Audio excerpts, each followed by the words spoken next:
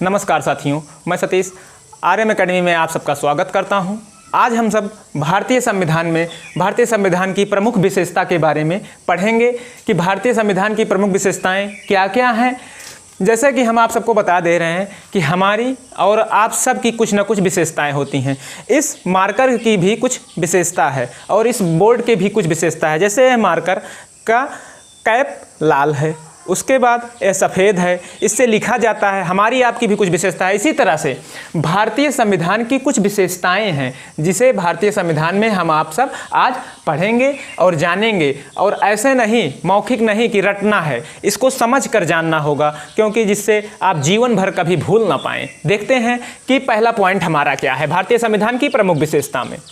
जैसे कहे पहला पॉइंट, सबसे लंबा और लिखित संविधान है। क्वेश्चन आता है कि किस देश का संविधान सबसे लंबा और लिखित संविधान है, तो वो किस देश का होता है? भारत।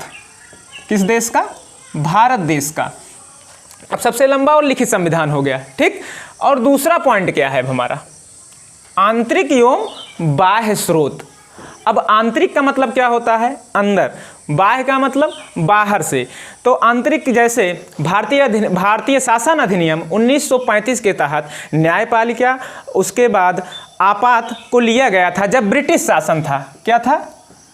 ब्रिटिश शासन था, तो इसको लिया गया था, ठीक। तो ये हमारा आंतरिक हो गया। अब बाह्य का मतलब हो गया, जैसे सोवियत संघ रूस से कुछ तथ्य लिए गए हैं हमारे संविधान में, अमेरिका से कुछ लिए गए हैं, ब्रिटेन से कुछ लिए गए हैं, आयरलैंड से लिए गए हैं, अन्य ऐसे कई राष्ट्र, कई देशों से संविधान में कुछ ना कुछ शामिल किया गया है अपने भारत देश के संविधान में।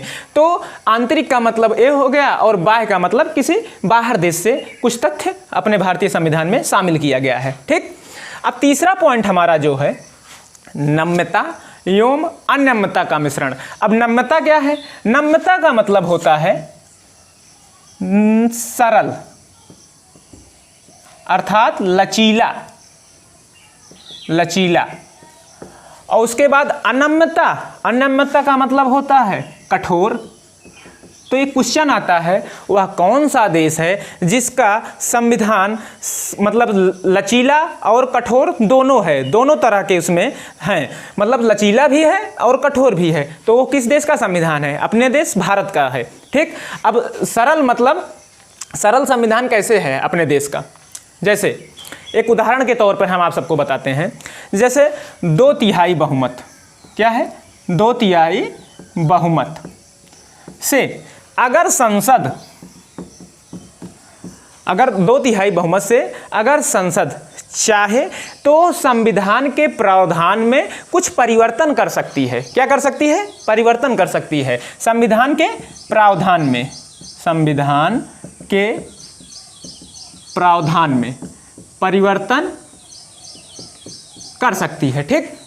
तो ये तो हो गया हमारा सरल, मतलब उसे 2/3 बहुमत होना चाहिए संसद को, वो संविधान के प्रावधान में, उसके नियम में, उसके विधि में थोड़ा परिवर्तन कर सकती है, थोड़ा संशोधन कर सकती है। तो ये तो हो गया हमारा सरलता से हो गया। अब कठोर क्या है? इसमें एक कड़ी और जुड़ जाती है। क्या जुड़ता है? कठोर ये होता है कि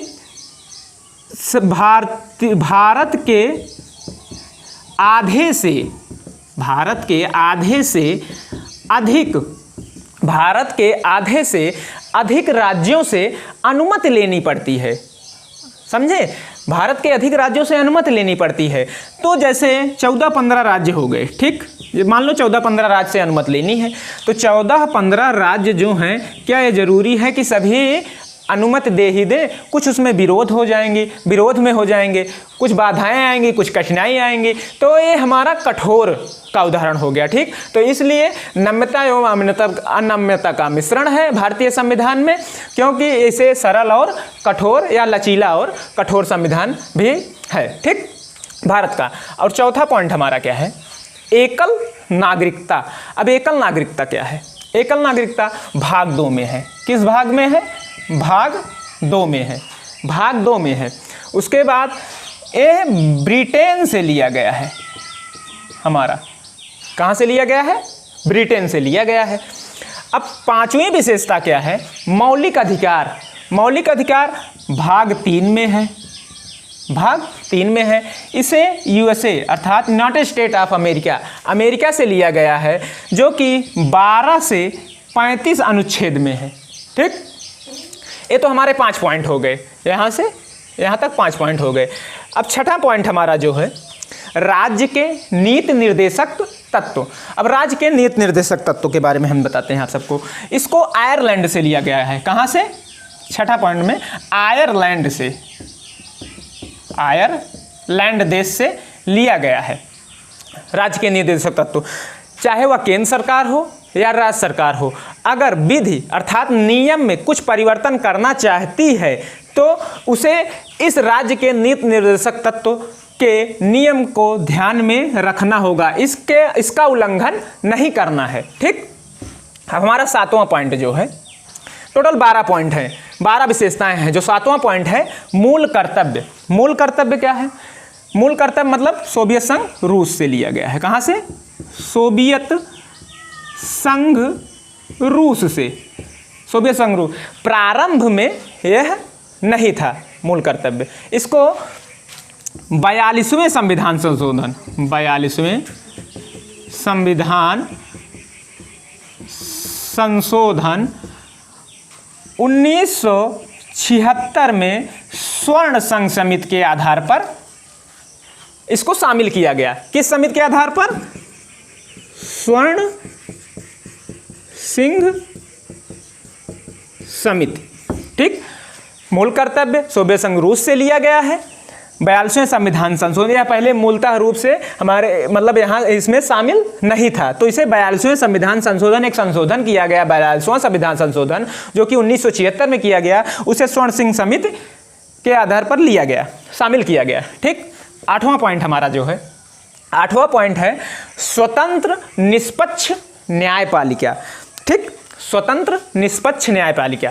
अब स्वतंत्र और निष्पक्ष का मतलब क्या है? स्वतंत्र मतलब किसी के अधीन ना हो, किसी के अधीन काम ना करती हो। ठीक, और वह निष्पक्ष हो मतलब किसी के दबाव में ना हो, अपना निर्णय स्वयं ले सके, दे सके। ठीक, जैसे अपने यहाँ जैसे संसद है, वह संसद अन्य देशों में न्यायपालिकाएं जो होती हैं वह संसद के कुछ देश ऐसे हैं जहां पर संसद के दबाव में न्यायपालिकाएं होती हैं, लेकिन भारत देश का जो संविधान है वहां पर स्वतंत्र और निष्पक्ष न्यायपालिका है, वहां पर कोई भी दबाव नहीं है, वह स्वतंत्र रूप से अपने अधिकार को प्रयोग कर सकते हैं। ठीक, अब 9वां पॉइंट हमारा क्या है? 9वां पॉइंट है सार्वभौमिक मताधिकार। अब सार्वभौमिक मताधिकार का मतलब क्या है?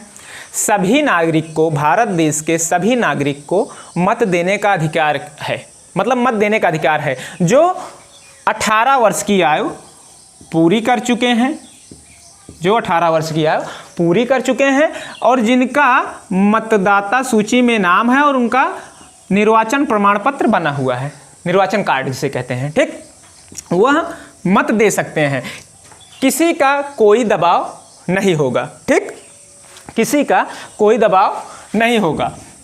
अब स्वतंत्र न्यायपालिका में एक पॉइंट और आता है कि सबसे पहले इसकी आयु मतलब स्वतंत्र न्यायपालिका नहीं, सॉरी, सार्वभौमिक मताधिकार में सबसे पहले आयु मत देने की क्या थी? 21 वर्ष थी। ठीक, अब क्या है? 18 वर्ष। 18 वर्ष किस संविधान संशोधन में? 61वें संविधान संशोधन में चेंज किया गया। 61वें संविधान संशोधन में चेंज किया गया। ठीक, अब जो हमारा 10वां पॉइंट आता है संसदीय शासन प्रणाली है। इसमें संसदीय शासन प्रणाली। और 11वां पॉइंट जो है त्रिस्तरीय शासन। अब त्रिस्तरीय शासन क्या है? भारत ऐसा देश है जहां पर त्रिस्तरीय शासन है। त्रिस्तरीय शासन है। अब त्रिस्तरीय शासन का मतलब क्या है? अन्य देशों में केंद्र एवं राज्य सरकारें होती हैं। ठीक, वहां पर उनका शासन होता है, लेकिन अपने भारत देश में क्या है? भारत देश में क्या है? केंद्र, राज्य और स्थानीय स्वशासन तीनों है, इसीलिए इसे त्रिस्तरीय स्वशासन प्रणाली मतलब त्रिस्तरीय शासन कहा गया, इसमें शामिल किया गया इसकी विशेषता में। इसमें यहाँ पर केंद्र का भी महत्व है अपने देश में, राज्य का भी और स्थानीय स्वशासन का भी, और अन्य देशों में सिर्फ केंद्र और राज्य का है। ठीक, और आखिरी और 12वां पॉइंट हमारा क्या है, पंथ निरपेक्ष राज्य। पंथ निरपेक्ष का मतलब है कि ऐसा मतलब हमारे देश में किसी भी जाति, धर्म, लिंग का कोई भेदभाव नहीं है, यहाँ पर सभी एक समान है। जाति धर्म सिर्फ लोगों का है, यहाँ पर देश का कोई ना जाति है ना धर्म है। ठीक, तो आज हमने भारतीय संविधान की प्रमुख विशेषताएं पढ़ा। आज इसको हमने बेसिक से आप सबको पूरी तरह से समझा करके बताया है। अगर आपको हमारा ये वीडियो अच्छा लग रहा है तो हमारे वीडियो को लाइक कीजिए, हमारे चैनल को सब्सक्राइब कीजिए। मिलते हैं संविधान में अगली कड़ी के साथ, तब तक के लिए धन्यवाद।